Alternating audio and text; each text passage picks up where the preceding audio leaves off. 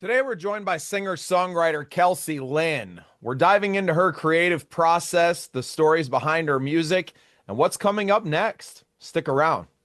You don't want to miss this one. This program is part of the Scene Project's podcast network. The Scene Project features interviews with independent musicians, comedians, and artists from across the Midwest. Become part of our community and support local art wherever you are.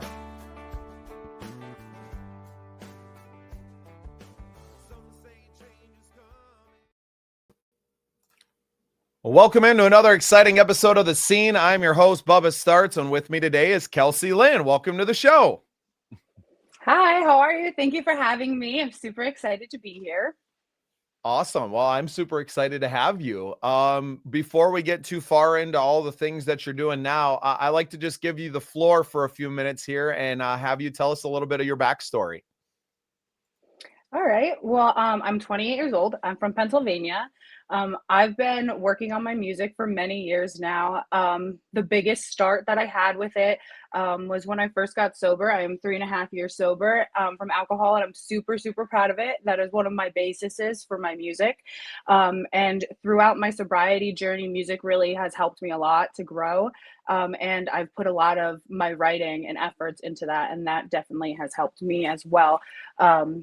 Like I said, that is definitely one of my platforms. I am a rock artist. I have got some upcoming projects that are coming up that are a little different, not so much rock, more of country ballads, but I am very versatile and I'm very excited to talk about my journey. Awesome. Congratulations to you, especially as musicians and gigging musicians. It can be very hard to pull ourselves away from alcohol.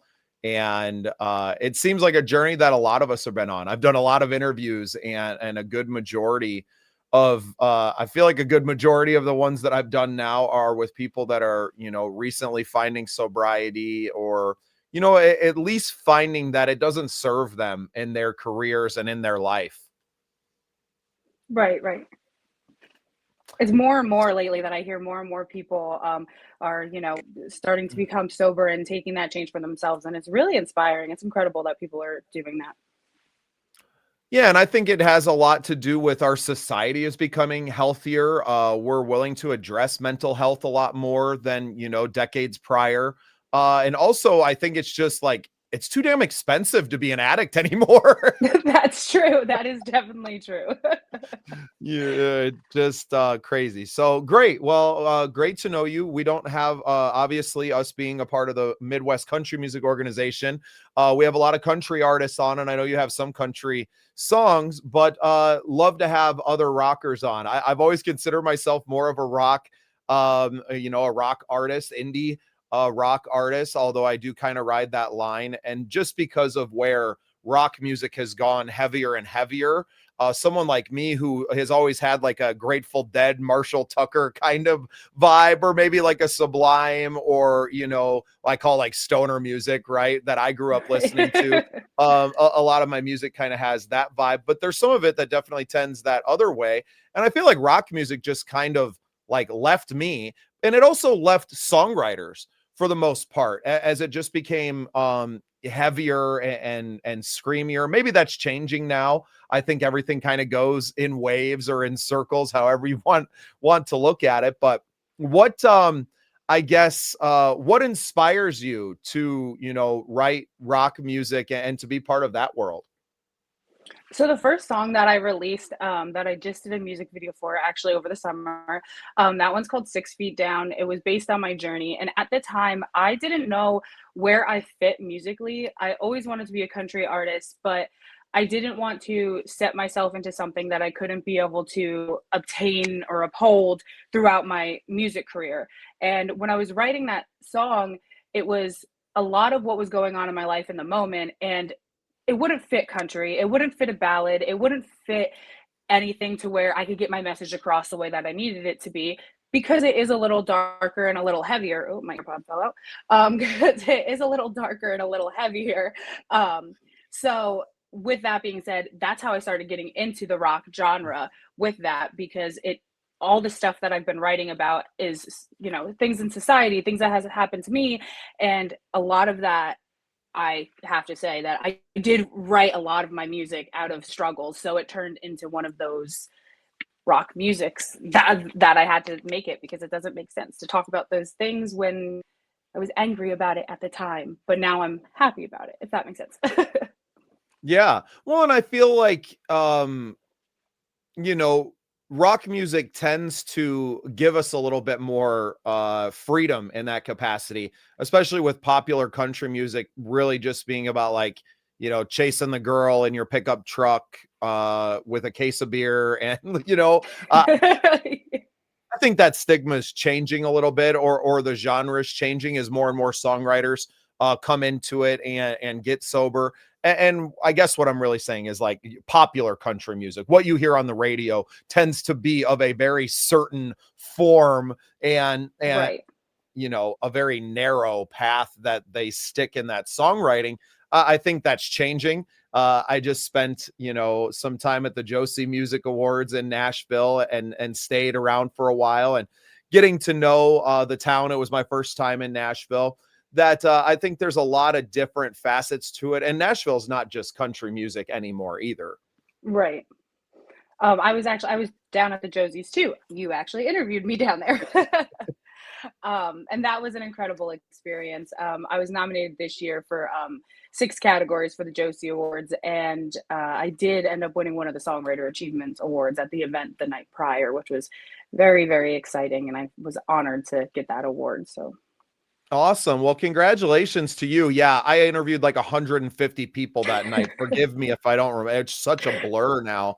And that's why I was really adamant about like, please, if you have a card with you or something, sign my autograph book, right? I was going through it the other yeah. day and kind of flipping through it, and I don't even know how many names are in it, but it's pages. It's probably 30 pages that all have, for the most part, some people took liberties and filled out the whole page with a big old autograph, which is fine.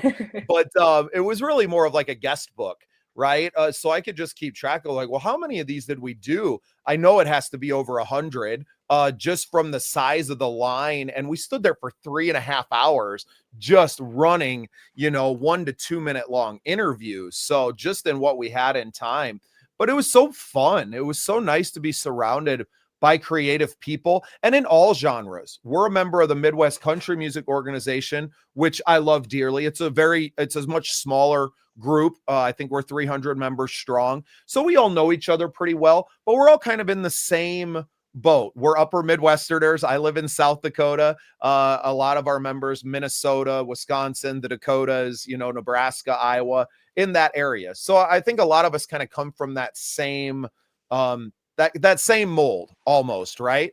But what was cool about the Josies is that it is a worldwide footprint. And you know, we met artists that were flying in from the UK and people coming from all over the country. And it was just really awesome to sit there and to be able to absorb all of this and then to have a connection with so many people after the fact that we can go back and now we can have these conversations and actually get to know each other and not just, you know, have that 1 minute together and say la vie. Right. And it's so incredible to be surrounded by so many independent, talented artists that like you kind of get to network in that own way as well as another independent artist. And it's very empowering. Perfect example. There was a girl that was standing behind me in line, and I was like, she looks so familiar. Why do I know who this is? Come to find out, it's because somehow, some way, her TikTok flew onto my page, and she's from Michigan. And I'm like, oh my God, I listen to your music. That's crazy. And she was like, no way. And she's like, where are you from? And that's how things like happen, because it just one person to another, and it just slowly like kind of implodes, which is amazing.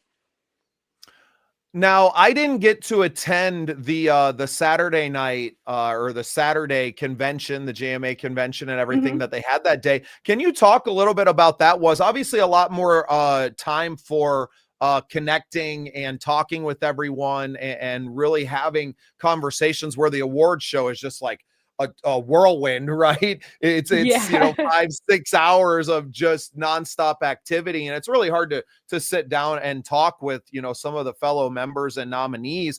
Can you tell us a little bit about what Saturday was like for you? So I wasn't there during the whole entire thing. I was there a little bit in the evening, but it was a beautiful location where they had it, and they had where you can talk to and network and like meet and greet with a couple different marketing label companies, pretty much. And then we got to give the business cards and like our portfolios and kind of get a little feedback from them and their different perspectives. I had a long conversation actually with one of the marketing people's wife. We talked for a while, and it is just so incredible to hear just different perspectives. Like she's married to someone that's in the industry, so she has a lot of knowledge, but from her perspective and understanding how different people see things and their involvement in the industry. And then they also did the panel where that was very interesting. There's different things that I was able to learn, and how social media impacts the music industry nowadays. It's like crazy. And it used to be to where, you just send a tape or a CD or something into all these labels and stuff. And, you wish for the best back in the day before all this social media stuff came out. And now it's a lot of social media based followings. And it's just crazy on how times have changed. And it was really interesting hearing all of these amazing, incredible artists who have been in the music industry talk about their experiences and their growths, and to be where I'm sitting, where they were sitting years ago. Like it kind of gives you hope, like, okay, like, I'm in the right spot right now. I'm doing okay. And it like kind of, helps. And being able to meet the other songwriters that were able to win one of the achievement awards as well. That was also an incredible experience. And I had no idea that I was going to get on that stage. I submitted 3 songs that all got nominated for the Songwriters Choice Awards. And the one that won was just a silly song I wrote and just submitted just to submit. And I had no idea that that was going to be the one to win. And it, sure enough, it did. And it was just an amazing experience. And a lot of talented musicians that played as well. Yeah, I'm good friends with Tyler and Megan Herwig, and they were there and got to see a lot of their content coming out of it. Brad Morgan, a fellow Midwest Country Music Organization member, won one of the awards for one of their songs. And, I was there as media, but I'm also a songwriter myself, right? And I'm also a musician. I just wasn't necessarily there in that capacity. And because we kind of came down in the tour bus, I didn't necessarily have the flexibility to move around a lot. I mean, I was in Nashville for a week. I didn't even make it to Music Row or really to Midtown at all, right? I got to do Broadway a couple of times and be down in the zone. But there's just so much to see in that There town. is. And for a small town kid like me, I'm almost 40, but Hey, you're only uh as old as you think you are. yeah, well, I felt 40 when I came home. I'm not quite there yet, but 2 weeks on the road, because I actually went straight from Nashville and I had some shows booked in Minneapolis. So hung out a little longer in Nashville, and then took a plane to my truck in Wisconsin, drove 4 hours to a show in St. Paul on that Friday. But it was an eye-opening experience, and to see how hard these people are working, not just all the independent artists that were at the Josies are working, but people in Nashville that are working on Broadway, and watching these guys go from, guys and gals, playing 4-hour straight shows. Like I've played 4-hour shows, but it's usually like 45 and then a break and another, and done Right. it that way. But to watch these musicians just give it their all on these long shows, and then going straight from that one to another gig across the street or at another bar, I was like, this is a different level of commitment that it takes. And it really speaks to, what it takes to make it in the music business now. You have to be able and willing to outwork everyone if you really want to make it now. And whether that's gigging on Broadway or whether that's working on your social media and promoting and building a community around your art. What is the scene like for you? Are you still in Pennsylvania then? Yeah, yeah, I'm in Pennsylvania. I'm So towards the what's the scene like Poconos. where you're at? I'm sorry? What's the scene like where you're at? Like, are you around, the major metros? And I know Pennsylvania is like Pittsburgh and Philly, and then like a lot of country in between there. But you know, do you have a thriving music culture where you're at? So I'm in the middle of nowhere. Hey, I I'm like feel you. 45 minutes from Allentown. Um, but for here, there's a lot of different diversity. There's, the college town venues within the bars, and then you have, well, a bar in the middle of nowhere, that like all the older people go to and still have the time of their lives. There's so many different bars around that have such good music performances, and there are a lot of talented bands. There's a bunch of different bands that have given me the opportunity over the years to pretty much test the waters. A couple of years ago was the first time I was on like an actual stage, and it was Thanksgiving Eve, and it was in front of 400 and something people. Only reason why I know that is because I stopped letting people in the door because they were over the max. But it was the most incredible opportunity ever, and I just went to go see them and support them. And next thing you know, I'm on the stage, and I was like, "Oh my God, I'm here! I got to do this."